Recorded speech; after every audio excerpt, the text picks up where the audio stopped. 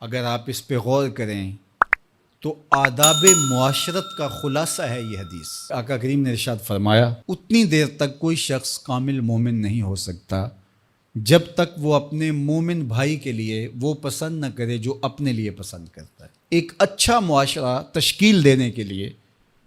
آپ کو کوئی رہنما اصول چاہیے گا تو اس سے بہتر آپ کو کوئی اصول نہیں ملے گا۔ اپنے لیے بہرحال بندہ بہتر ہی چاہتا ہے، تو جب وہ اس مزاج میں ڈھل جائے کہ میں اپنے مومن بھائی کے لیے، اپنے معاشرے کے دوسرے افراد کے لیے بھی وہی چاہوں گا، تو پھر مجھے بتاؤ کہ معاشرے کے اندر پھیلتی ہوئی روحانی بیماریاں،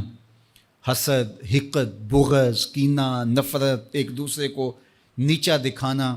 تکبر، رعونت، غرور، یہ ساری چیزیں یہ کہیں آپ کو نظر بھی نہیں آئیں۔ صرف اسی حدیث کو اپنا امام بنا لیا جائے اور اپنا منشور حیات مان لیا جائے۔ محمد بن حنفیہ رضی اللہ تعالیٰ عنہ حضرت علی المرتضیٰ رضی اللہ تعالیٰ عنہ کے فرزند ہیں،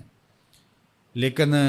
حضرت سیدہ فاطمہ الزہرا سلام اللہ علیہا سے نہیں ہیں، اور حضرت امام حسن رضی اللہ تعالیٰ عنہ حضور علیہ الصلوۃ والسلام کے نواسے، تو بھائی آپس میں، تو دونوں میں کسی معاملے میں شکر رنجی ہو جاتی ہے۔ شکر رنجی جس رنج میں مٹھاس ہو، شکر ہو، میٹھی ناراضگی، کوئی بغض حسد پہ مشتمل ناراضگی نہیں۔ تو حضرت محمد بن حنفیہ ایک دن بیٹھے تو سوچا کہ وہ میرے عمر میں بھی بڑے بھائی ہیں، اور پھر دوسری بات یہ ہے کہ وہ رسول خدا کی بیٹی کے بیٹے ہیں، ان کا یہ اعزاز ہے، بہرحال مجھے تو یہ اعزاز نہیں ہے، پھر جوانان جنت کے سردار بھی ہیں، تو میں ان سے ناراض ہوں، وہ میرے سے ناراض ہیں، تو بات بھی کوئی اتنی خاص نہیں،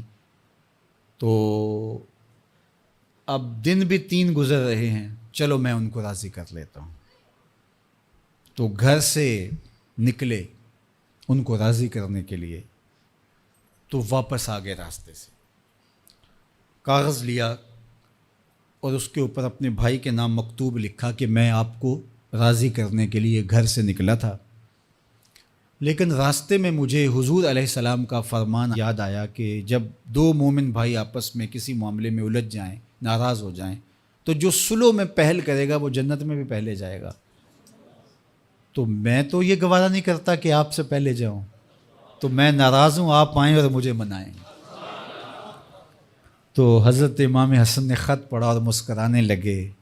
اور آپ تیزی کے ساتھ تشریف لائے اور اپنے بھائی کو کہا اچھا مان جاؤ پھر، تو وہ مننے کے لیے تو پہلے ہی تیار تھے نا۔ تو جب آپ اپنے مومن بھائی کے لیے وہ پسند کریں گے جو اپنے لیے پسند کرتے ہیں، تو پھر زندگی گزارنے کا مزہ آنے لگے گا۔ نفس روکتا ہے یہ چیز میرے پاس ہے اس کے پاس نہ ہو، یہ اعزاز میرے پاس ہے اس کے پاس نہ ہو، اور اس کی ایک اپنی لذت ہے اور وہ مادی لذت ہے،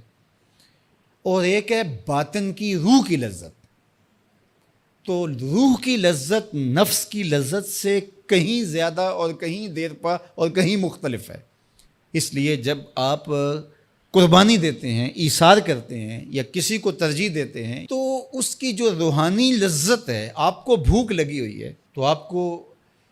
ایک روٹی مل گئی ہے، تو آپ کو ایک ایسا شخص نظر آیا جو آپ سے بھی زیادہ بھوکا ہے، اور آپ کسی نمائش کے لیے نہیں، محض اللہ کے رضا کے لیے اس کو روٹی دے کر کے دیکھیں اور خود بھوک کاٹ کے دیکھیں، وہ مرغن کھانوں میں سرور نہیں آئے گا جو اس بھوک میں لطف آپ کو آئے گا۔ تو حضور علیہ السلام کا یہ فرمان اپنے عمل کا حصہ بنا لیں،